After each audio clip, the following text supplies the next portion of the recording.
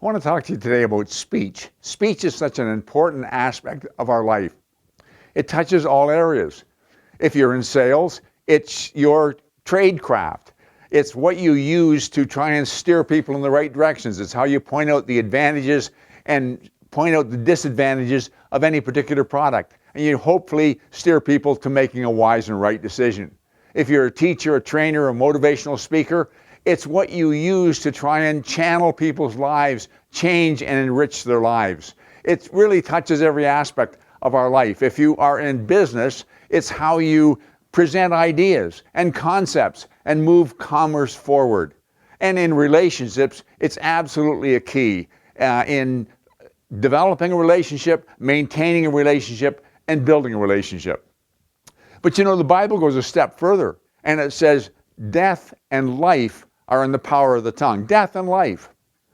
Think back to King David, the beloved king of Israel.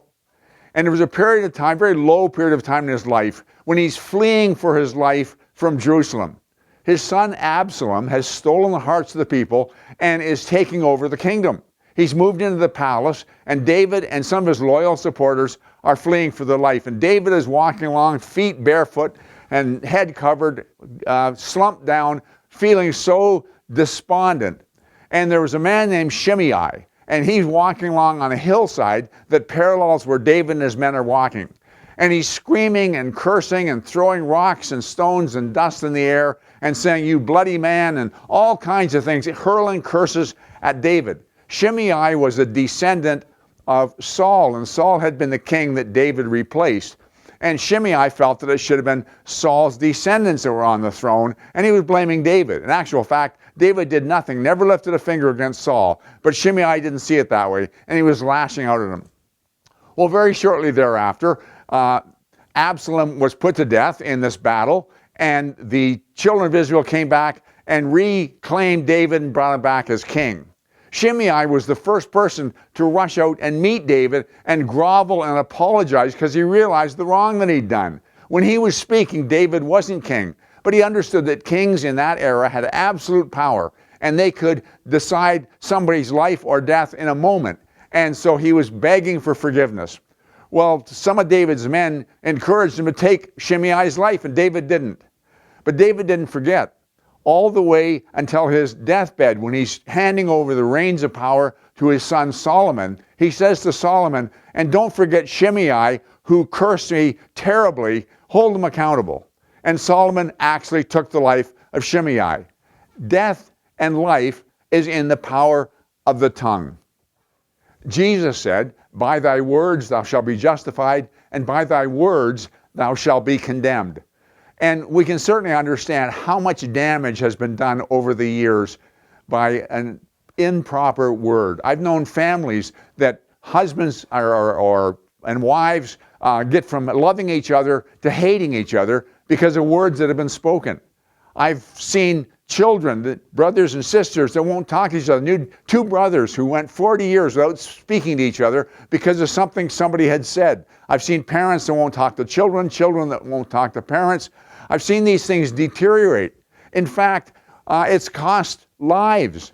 In Arizona, just outside of Tombstone, there's a little country church, and there's a cemetery attached to the church. And in that cemetery, there's some old tombstones, limestone tombstones, where they used to put an epitaph on the tombstone. And one epitaph said, "He called Will Smith a liar." That's all it said. You can kind of fill in the lines yourself. But wars have been started. All things have been done because people spoke ill-advisedly with their lips. In James, there's a remarkable passage of Scripture. It says that if any man offend not in word, the same is a perfect man, and able to bridle the whole body. If you offend not in word, you are a perfect man. How do you offend not in word? Well, there's a prayer that makes a lot of sense. It says, "Set a watch, O Lord, before my mouth. Keep the door of my lips." And we try and do that. We use the term filters. And with these filters, we try and control what we say. And some people are a lot better than other people at utilizing these filters. And they never say anything offensive. They're very careful about what they say. But you know, the filters can slip. I've known people who, if they've had a little bit too much to drink, they're kind and wonderful and loving until they've had too much to drink, and then they're cutting and nasty and abusive. Not the same person. It's Jekyll and Hyde. You don't want to be anywhere near them when they've had too much to drink. I was on a panel at our board office, a disciplinary panel, and a complaint had been lodged against one of our members. We take complaints seriously. And we had the complainant come in, and we were listening to what he had to say. And it became apparent that he was out of line. He was very abusive, and he wasn't listening to reason. But there was one person on the panel who saw himself as a peacemaker, and he said, yes, I understand how you feel. I certainly can relate to that. I think you're right here, and so on.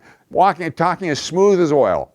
But as soon as the man left and the door was shut, all of a sudden he became very abusive, called the man every name you can imagine, you fool, I can't believe that's on and on. He felt the door was shut and it was safe to be a different person.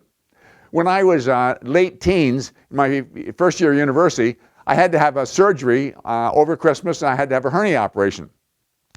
And the head nurse was a lady that I knew, and I guess she was having some fun with me, but she said, you know, it's interesting, when people come out of anesthetic, they say all kinds of things that they don't know they're saying.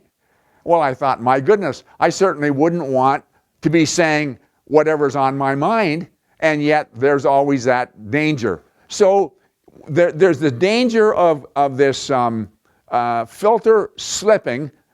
Shimei discovered that because the circumstances were changed.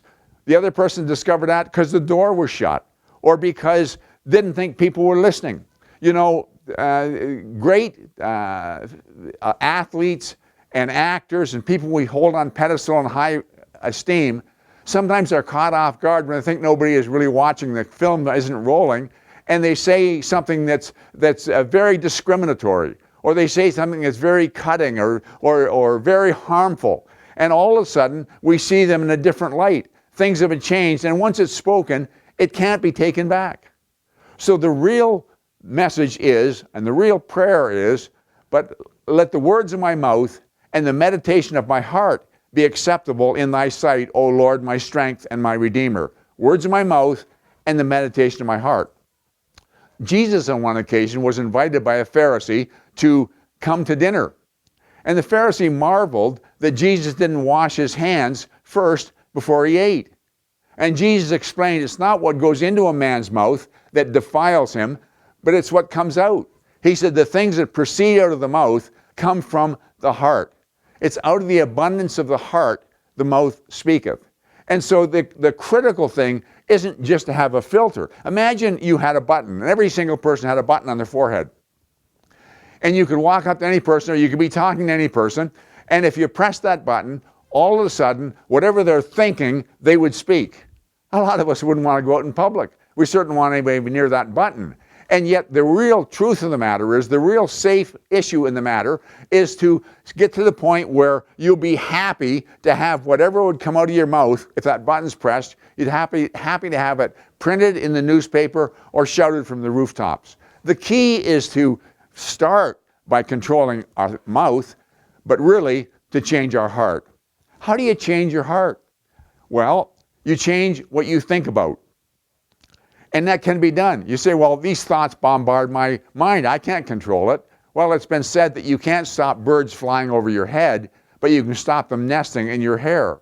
You need to control and work at what you think about. In Philippians, it says, whatsoever things are true, whatsoever things are honest, whatsoever things are just, whatsoever things are pure, whatsoever things are lovely, whatsoever things are of good report, if there be any virtue, if there be any praise, think on these things. And it's a disciplined act of first controlling the filter and controlling what we speak, and then moving on to controlling what we think. And as we think pure thoughts, righteous thoughts, uplifting thoughts, then we reach the point where we are not offending in word, and we're very much a perfect man. Thank you very much for watching this video. I look forward to talking to you again next week.